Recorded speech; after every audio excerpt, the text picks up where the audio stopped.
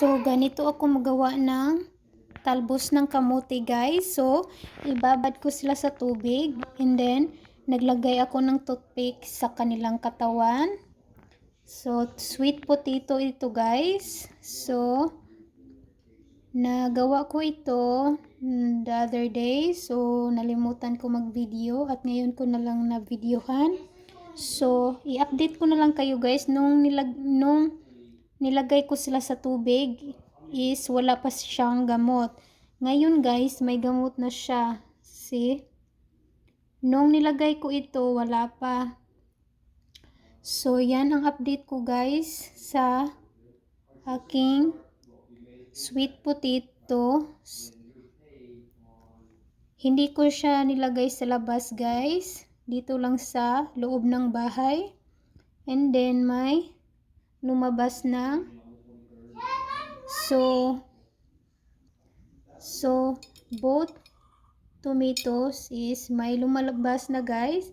So, i-update ko kayo next time kung may dahon na siya. So, dito lang sila sa loob ng bahay. Hindi ko nilabas. So, let's see, guys, ano ang kalabasan nito.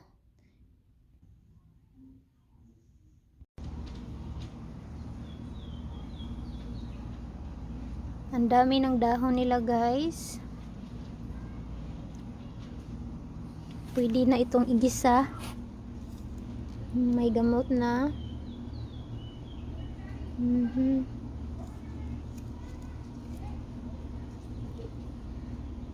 Ang haba na ng gamot. So, hindi ko pa na-replant, guys. Wala ng tubig.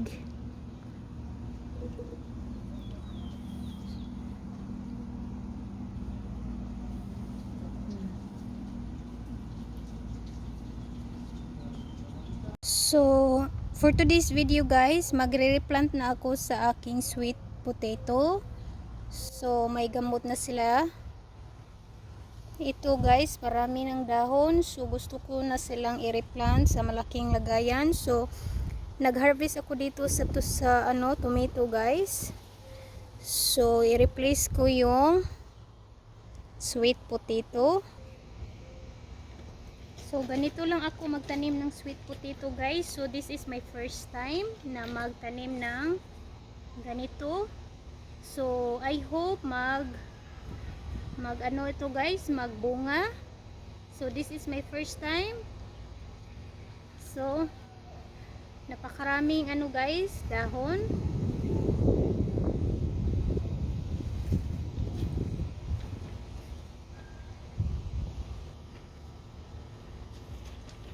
So, ganito lang. Isa-isahin ko ito, guys. Unahin ko ito, guys.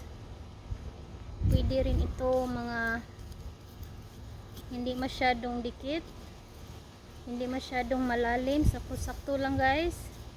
So, gusto ko yung mga dahon nila, guys. Kaya nag-try ako kasi gusto ko yung mga leaf, yung mga dahon para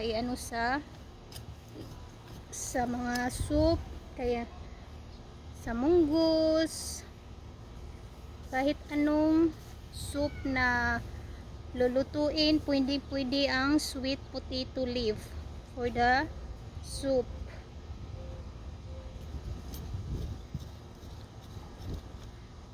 This is so healthy, guys, especially the leaf, sa mga high blood pang ng dugo, guys. Napaka benefits itong dahon ng sweet potato. So, I hope mag-grow ito ng marami, guys.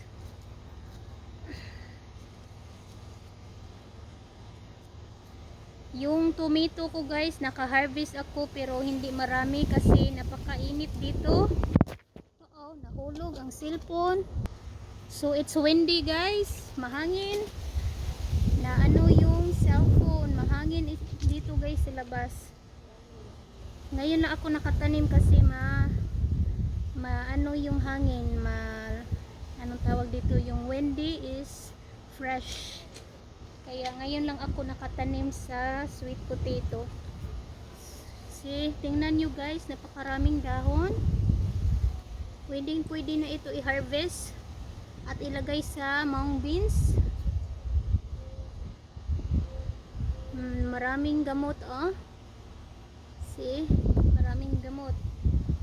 So, hindi ko ito siya, tawag dito, hindi ko ito siya paramihin ng dahon guys. Gusto ko sakto-sakto lang.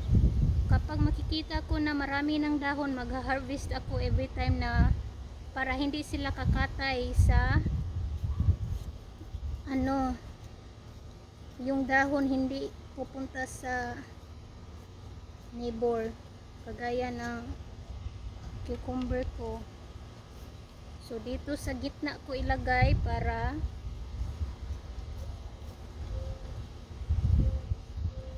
si Aaron sana patanimin ko nito pero hindi niya ginagawa. So, ako na lang.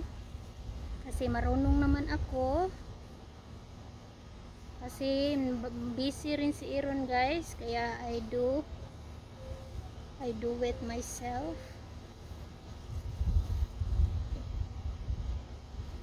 So I have to this like this. May dalawa ako nito guys. Napakarami ng dahon niya. Ouch. Mahangin dito guys kaya parang napuling ko. Sana marami itong sweet potato sa ilalim soon. Parang namatay na siya dahil matagal ko siyang hindi tinanim.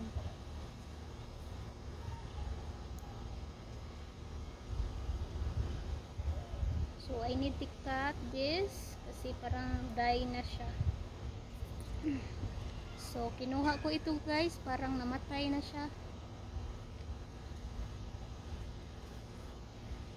So after natin i-replant, lagyan natin ng water. So ganyan lang ang aking pagtatanim.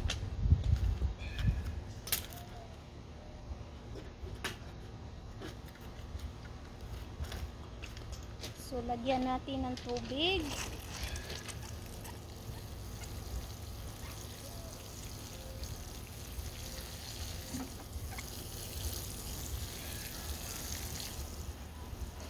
Masarap ito guys sa mga munggos.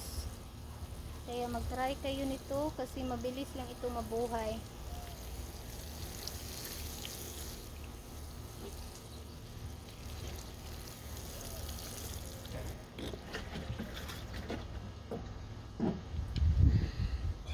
See, tapos na.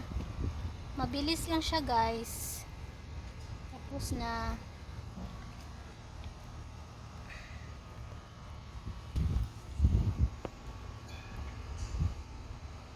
Mabilis lang siyang natapos. Ganun lang.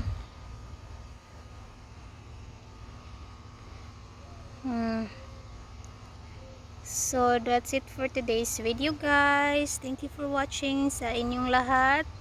For the silent viewers, thank you so much. God bless you all. Bye-bye.